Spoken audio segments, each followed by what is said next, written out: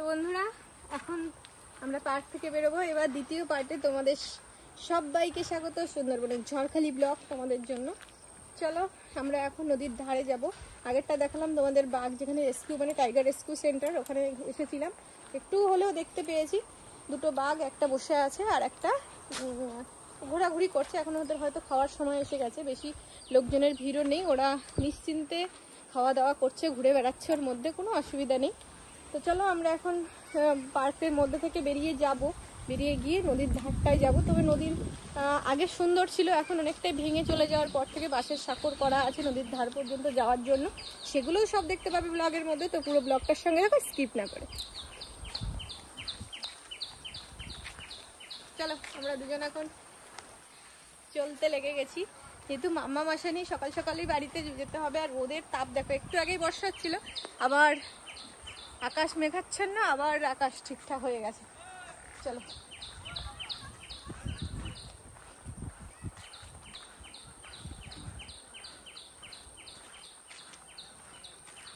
রাস্তাগুলো দেখো, এগুলো যখন শীতকাল আসবে তখন টুরিস্টের জন্য সবকিছুই সুন্দর হয়ে যাবে পাশগুলো।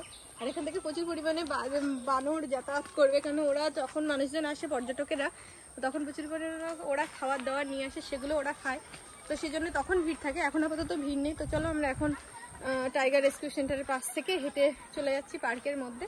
ওখানে একটু বসার ইচ্ছা আছে, একটুখানি সময় বসে আবার আমরা চলে যাব।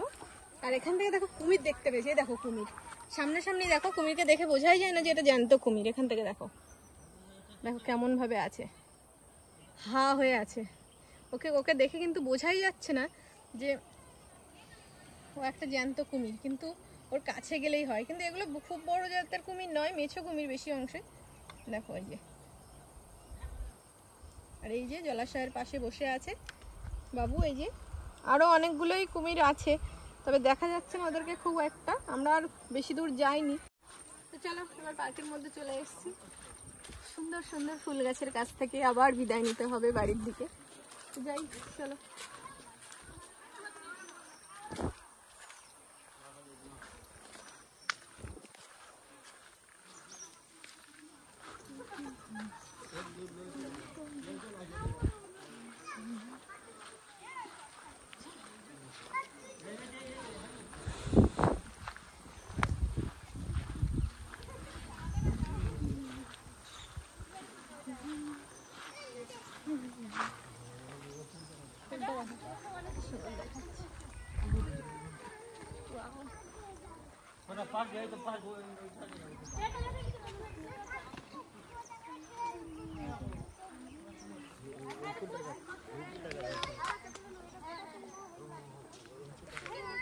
ভিডিও না করে আর পারলাম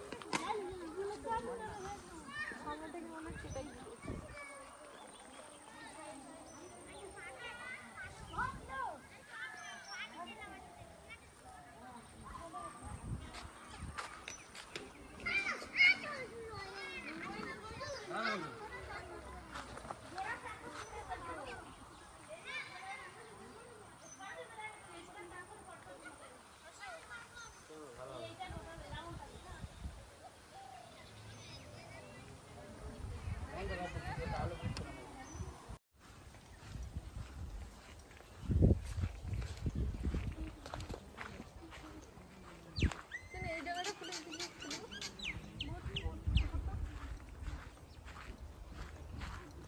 এখানে ভিডিওটা করে নাও, কি করবো এইখানে বেরো না,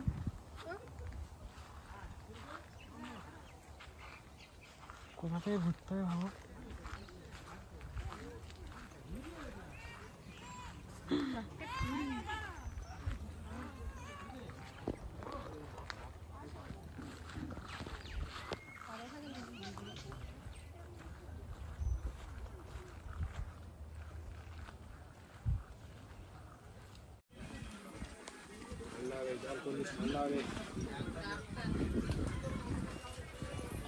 ठंडा जल ठंडा कोल्ड ड्रिंक्स হবে।